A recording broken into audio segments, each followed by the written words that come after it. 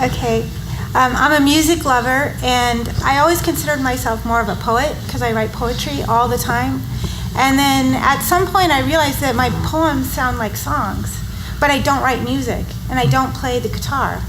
So I'm wondering, there was a movie called Music and Lyrics with Yeah. And it clicked for me. I felt like I'm a lyricist, but I don't know where to start, and I don't have like good friends that write music that I could cooperate with and maybe write something. Do you have any suggestions for how to get into some communication with people that maybe would need something like songs? Yeah. Read the biography of words. Bernie Taupin, probably. That'd be I would say if you have your nights free, certain nights, find out where there's an open mic and become a regular there, and you'll start looking at some of the same faces, and then you might see somebody, you go, hey, I kind of like the way that guy writes a melody, or that girl writes this really cool melody, and then go up to them and befriend them.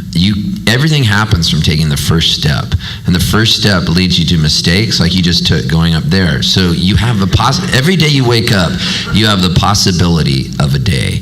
So for instance, you have a possibility of a new day. What are you going to do with it? It's up to you. So if you make that step and you go out there and you start going there and you find somebody, you don't know anything until you go there and you say, man, I love that girl's melodies. And then you go, hey, what are you doing later? Let's go get a cup of tea. I have these words. Maybe you click with her. Next thing you know, you have this song. You're recording it at her house. There's your other step. The next step leads you. The whole life is just on a big board game, and it depends on where you roll your dice and if you're going to step forward or not. And it's up to you to do it.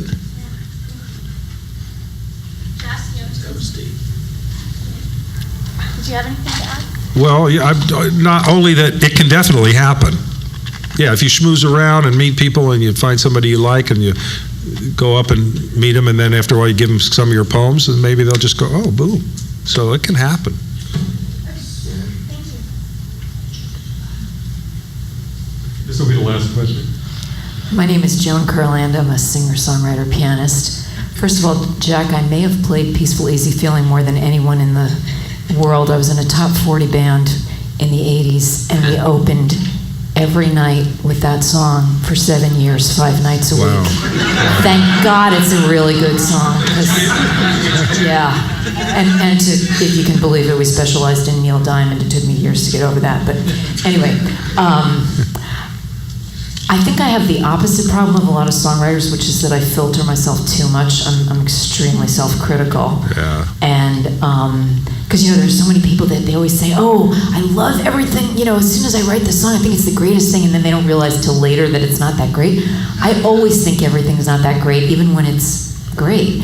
And I'm just wondering if you guys have any suggestions on A, how to not get in your own way so much, and B, how the hell do you tell later on? And do you just play it in front of a bunch of people and see what happens, or would you play it for just a few close friends first? Because that's only 1 or 2 people's opinion, and that could completely discourage you if they don't like it. Yeah. I think that songs have the way of finding their own audience. They're your own little children. So you go out, you throw them out there, and sometimes I think a song's going to be the one. I remember when I was in the Rugburns, I said to Mike Halloran, oh my God, I have this song, and it's so cool. It's called Holliston Street, and it was real slow. And I don't know what I was thinking that was the song. And then he listened to the whole record, and he goes, Hitchhiker Joe, here's your song. Here's what you got to do. Top 9 at 9. And then he starts playing, don't pick up Hitchhiker Joe. And I was like, that? I wrote that in 5 minutes.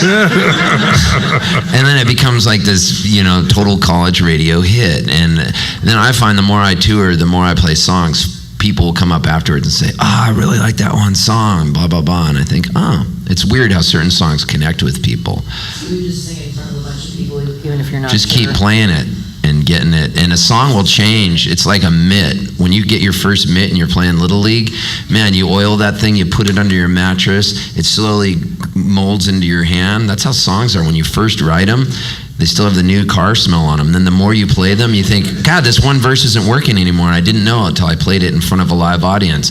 Wow, I'm going to do the bridge twice. Or it's too long, which is the problem with most songs. And I think songwriters edit that thing down, And I like to write long songs too. And I find, sometimes they work if it doesn't get in the way of the story, but you got to edit them. Are there any songs that you love so much that you just do them even though they don't get that greater reception?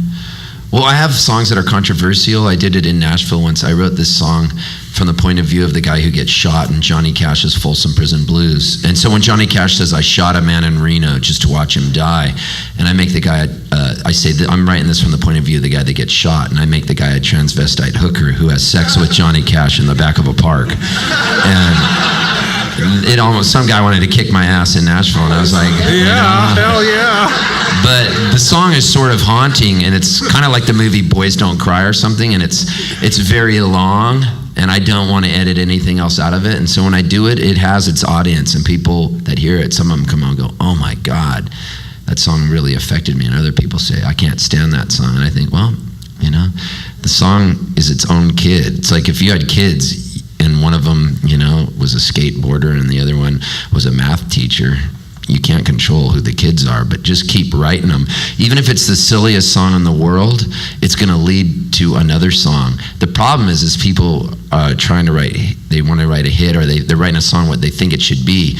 I remember my eyes first got opened when I was in the Rugburns, and I was trying to write songs, and then I wrote a song called Single Life, and it was just a really brutally honest song from the point of view of what I was feeling.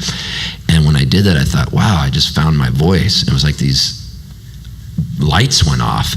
And if you can find your own voice, everybody has their own unique perspective. The key is to find it and be honest. And that's when you're going to find your audience. And it's really spooky and really cool when it starts to happen, because it's scary. Oh, it's the best, I know, from what little I've had of that. Anybody else have anything to say on that topic? Yeah,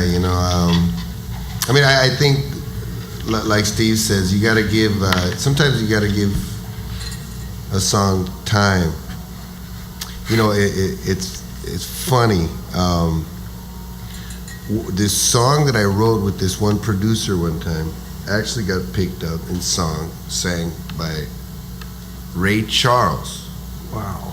And I don't know where it's at. This is, working with publishing companies. I know he recorded it.